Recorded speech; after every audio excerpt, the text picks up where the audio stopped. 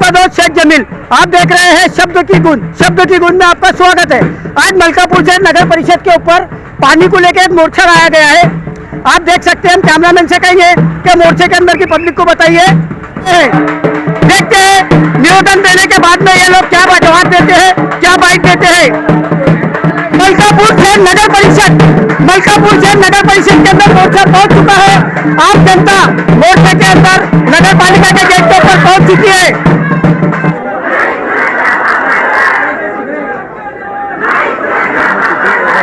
आओ ना,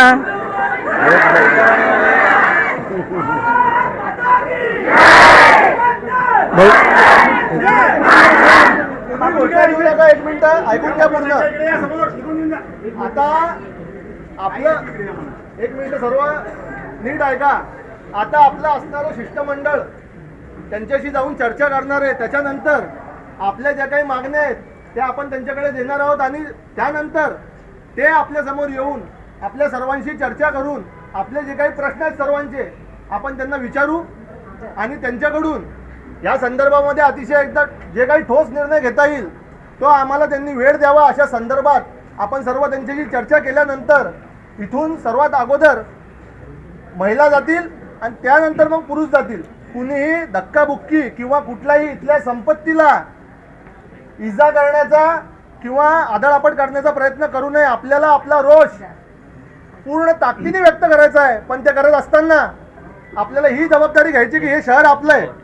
त्याच्यामुळं या शहराची जबाबदारी सुद्धा आपली आहे। आपल्या पोलीस प्रशासनाने आपल्याला पूर्ण सहकार्य केलेलं आहे। त्याच्यामुळं पोलीस प्रशासनाने दिलेले नियम पाळून आपण पूर्ण ताकदीने त्यांना आपला रोष, आपले प्रश्न आणि जे काही आपल्या संवेदनशील मागण्या आहेत त्या संदर्भात आपण त्यांच्याशी चर्चा करणार आहोत। आता जेव्हा शिष्टमंडळ आतमध्ये जाईल त्यावेळेस इथे इथून कुणी बाहेर जाऊ नये। एक 5 मिनिटाच्या आत अधिकारी बाहेर येऊन ते आपल्याशी चर्चा करतील आणि मग आपण जे काही आपल्या समस्या असतील, पाण्याच्या संदर्भातल्या असतील, घाणेरडं पाणी असेल, जंतुनाशक म्हणजे जंतू असलेलं पाणी असेल, बाकीच्या समस्या असतील, नळांच्या बाबतीतलं नियोजन असेल, अजून काही असेल, आपण सर्व त्यांना जाब विचारू। त्यामुळं या सूचनांचं सर्वांनी पालन करावं। इन्होंने अपनी बात रखी है तमाम मोर्चे में आने वाले लोगों के लिए और हमारी माँ बहनों ने एक नारा लगाया है, पानी आमच्या हक्काचा नहीं कोणाच्या बापाचा। ये बात तो हकीकत है, ये लोग कह देते हैं नगर परिषद को इनको पानी मिलना चाहिए। देखते हैं आगे अभी उनका ऊपर निवेदन देने के बाद क्या होता है। याच्यामध्ये आता आपण सर्व जे एक मिनिट ऐका, सगळे आपल्या शिष्टमंडळाने आतमध्ये चर्चा केली, त्यांना सगळ्या गोष्टी सांगितल्या, त्यांना जाब विचारला। आता मुख्याधिकारी साहेब आपल्या सर्वांसमोर हा जो काही प्रश्न आहे आपला पाण्याचा, या संदर्भामध्ये ते काय करणार आहेत आणि आम्हाला या संदर्भामध्ये लेखी आश्वस्त तुम्ही किती दिवसात करणार आहे, सकारात्मक आम्हाला यामध्ये काहीतरी पाहिजे ठोस फक्त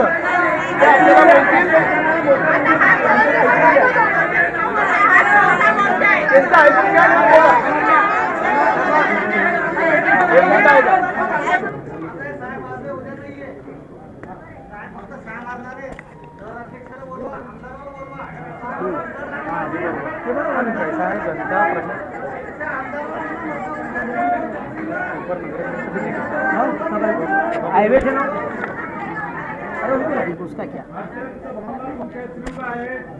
पाण्याची समस्या आहे, जीवन मरणाचा प्रश्न आहे आणि त्याच्यासाठी तुम्हाला इथे यावं लागलं ही आमच्या नगरपालिकेसाठी मोठी गोष्ट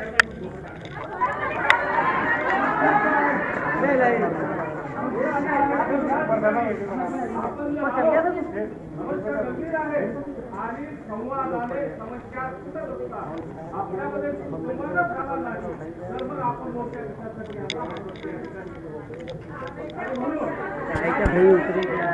जबाबदार लोक आहेत, जिल्हाधिकारी आहेत, उपायुक्त दर्जाचे अधिकारी आहेत, त्यांच्या शब्दांना तुम्ही ऐकून घ्या। आपल्याला जर पटलं नाही तर मग मोठा मोठा प्रश्न सांगितले आपण ऐकून घ्या।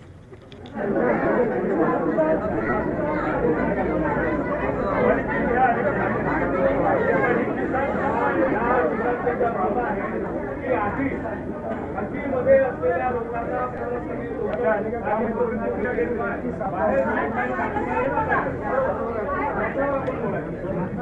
प्रश्न सोडून द्या तुम्ही। तुमच्या आयुष्याच्या कामात येणे पुण्य इमानदारीने काम करा.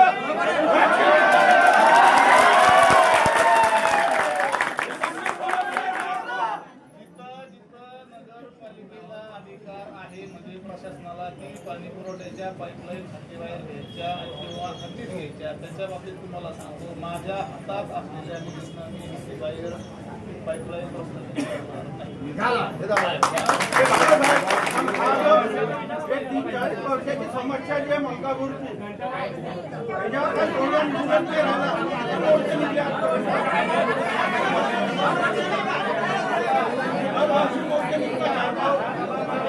मान्य है पानी का 12व्या 13व्या दिवसावर गेला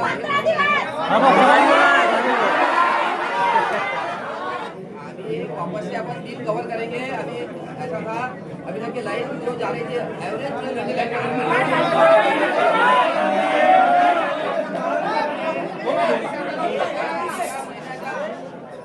एका महिन्याच्या आत आपण 18 दिवसावर 18 दिवसावर पाणी पुरवठा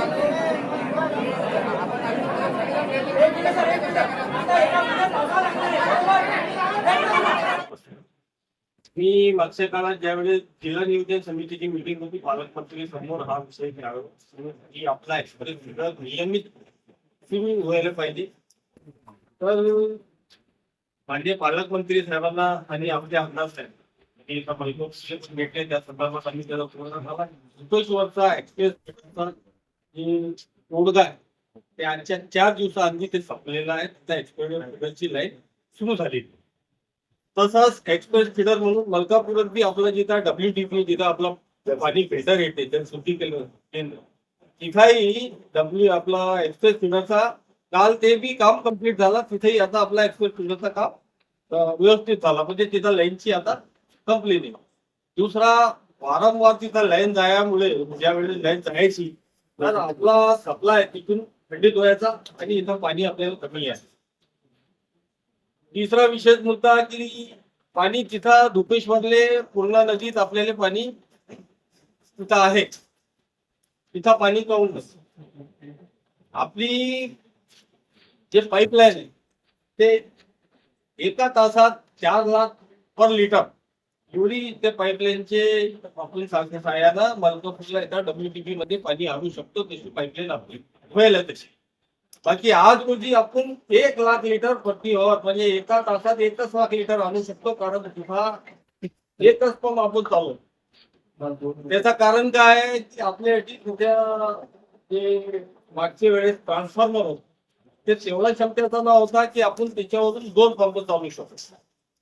आम्ही प्रयत्न केले तिथं ट्रान्सफॉर्मर लावला 315 kVचा आणि त्या केमिकल वगैरे टेस्टिंग वगैरे सर्व्हिस झालेली आहे. 2-4-8 दिवसाला ते पण आहे. त्यात अजून एक टेक्निकल बाब आली मान्यता करतात ते झाली तर ते लोड आपला 315 kVचा होऊन जाईल. आपण 2 पंप त्याच्यात चालू करता आला म्हणजे जे आपला आज 1 ते 16 लाख लिटर आपण प्रति तास पाणी बोलवतो ते आपला कमीत कमी 2.5 ते 3 लाख प्रति तास पाणी येणार आहे.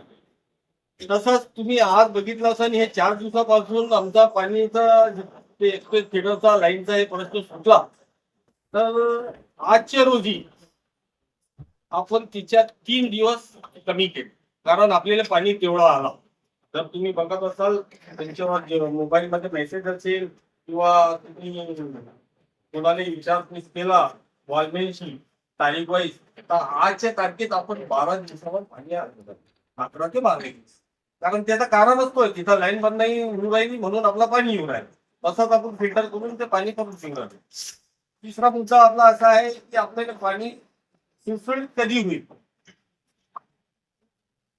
जे ठामपणे आपण सांगू शकतो या दिवशी आपण पाणी तर याच्याकरता आज आपण म्हणजे प्रयत्न करणार पाणी सुसुळीत आपला कसा का होईल तर ते आज शक्य आपण करू शकत नाही. त्याच्याकरता आम्ही प्रयत्न करू राहिलो. आपले 2 पंप सुरू झाले तर ते कमी होईल. दुसरा आमचा सर्वात पहिले एक जे आम्ही एम घेऊन चालू आहे ते घेऊन कमी करण्याकरता कारण एका झोनने आपण 2 तास केले. आपले 148 झोन आहे तर ते पहिल्या झोनले यायला कमीत कमी ते 300 तास आपल्याला लागतात.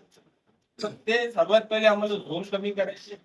झोन कमी झाले तर आपली टायमिंग कमी होईल. थोडं कमी करणार आहे आपण त्याच्याकरता आपण नियोजन केलेलं आहे पण कमी होण्यावर जायची चर्चा. तर आपण बघतोय, आता तुम्ही माझ्या सल्लाच आहे म्हणजे आपल्याला इथं बसता बसता आता 4 महिने झाले. आपण जे नियोजन करू राहिलो ते मागच्या हिशोबानच करू राहिलो आहोत. बाकी आपण सक्षम आहे ते काम करायचे. आता भविष्यात आपली पाणी पुरवठा योजना पण मंजूर व्हायची कगारवर आहे. पाणी पुरवठा योजना आपली मंजूर झाली त्यांनी विषय येणार नाही. नियोजन बसलोय आपण तर पहिल्या दिवसापासून पाणीच्या